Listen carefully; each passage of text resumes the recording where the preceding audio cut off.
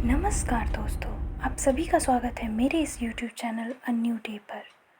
आज मैं आपको सुनाऊंगी दहशत के पिटारे से एक डरावनी कहानी जिसे मौत का खेल कहना ही सही होगा। एक ऐसा भूतिया खेल जिसमें कई लोगों ने मौत को गले लगा लिया। एक शहर के कोने में एक भूतिया घर था। उसकी दहशत की खबरें हर जगह फैली हुई थीं। दहशत की खबर से सभी शहरवासी परिचित थे। उस घर के आसपास कई एकड़ जमीन तक थी, पर कोई घर नहीं बनाना चाहता था। दरअसल उस घर के आसपास कोई रहना ही नहीं चाहता था। एक बार एक टेलीविज़न सीरियल डायरेक्टर उसी भूतिया घर में एक लाइव रिकॉर्डिंग सीरियल शूट करने का मन बनाता है, जिसका नाम वह मौत का खेल रखता है।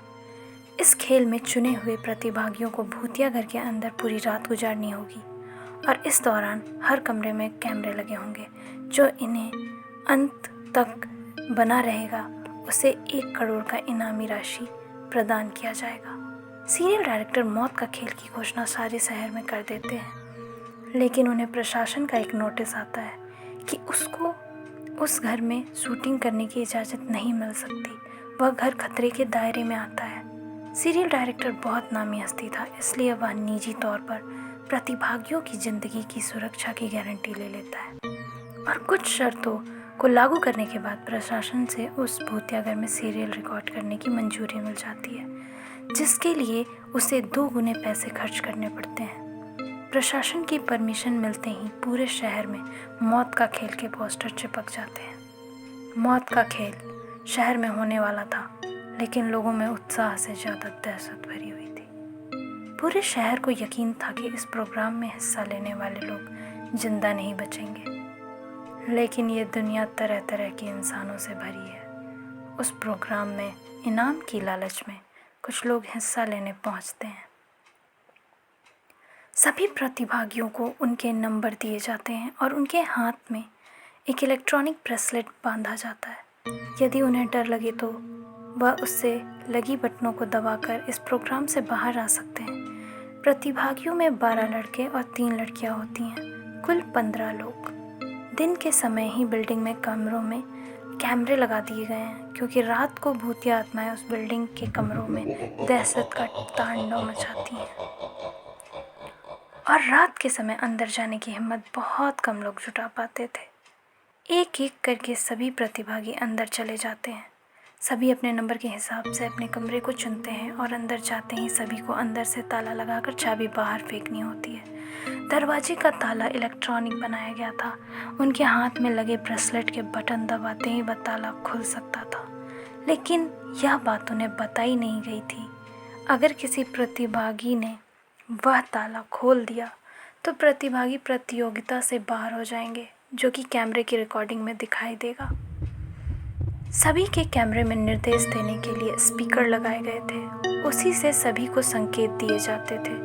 सभी जल्द से जल्द अपने कमरे का ताला बंद करके चाबी दरवाजे के नीचे से बाहर फेंके और इसके बाद कमरे की लाइट बंद की जाएगी। निर्देशों के अनुसार सभी अपने कमरों को अंदर से बंद कर देते हैं और चाबियां दरवाजे के नीचे से फेंक देते हैं।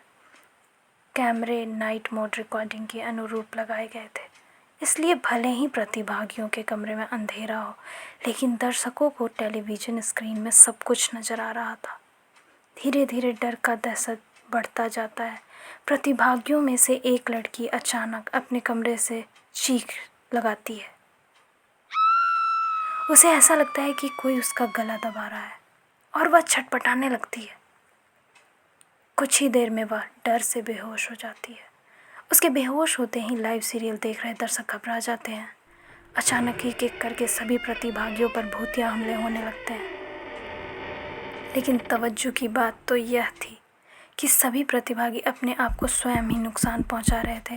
कैमरे की रिकॉर्डिंग में साफ साफ नज़र आ रहा था कि कोई अपने चेहरे पर खरोच रहा है, तो कोई अपना गला दबा रहा है और तो कोई अपने सर को दीवार से मार घायल कर रहा है।